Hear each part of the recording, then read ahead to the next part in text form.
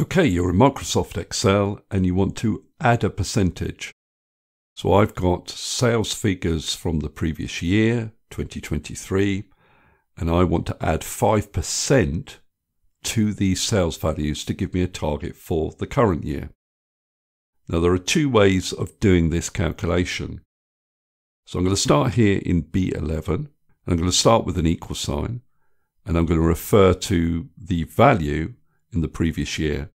Now one way of doing this would be to then add that value again multiplied by the percentage. Now because of the rules in maths, multiplication is performed before addition, so it'll do this part of the formula first, and it will calculate that the increased value is £21.20.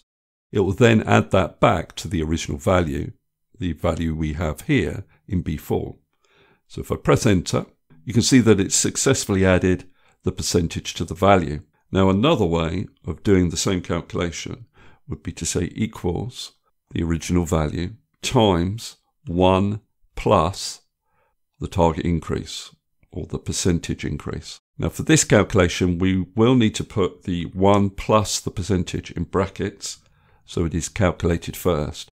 Now what does the 1 stand for? Well, it's the same as writing 100% into the formula. 1 plus 5% gives me 1.05 or 105%. So I'm multiplying the original value by 105%, which effectively adds 5% to the value. And if I press enter, I get the same answer as before. Now if I want to copy this formula, I am going to need to lock the reference to H10. Let me show you what would happen if I don't lock the reference. For example, if I copy down, you can see that it hasn't actually increased the sales values. Now, if I look into this formula to see why, you can see that I'm multiplying B5 by 1 plus H11.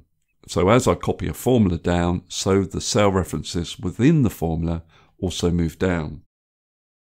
Now, the way you get around that is to lock this cell reference, and you do that with dollars. Because I'm copying down and across, I'm going to need an absolute reference. Now you can either do that by typing in the dollars, and the first dollar goes before the letter, and the second dollar goes before the number, or you can use the shortcut key F4 on your keyboard. If F4 doesn't work on your keyboard, for example, if you're working on a laptop, try the FN key in conjunction with the F4 key. That should work. So if I press enter, and then copy that down, let go, and then copy across. Might need to widen these columns. But you can see it's now added that percentage to each of these values. Okay, that's all I wanted to cover in this particular video. Hopefully that's useful. If it is, please give me a thumbs up and subscribe, and I'll see you next video.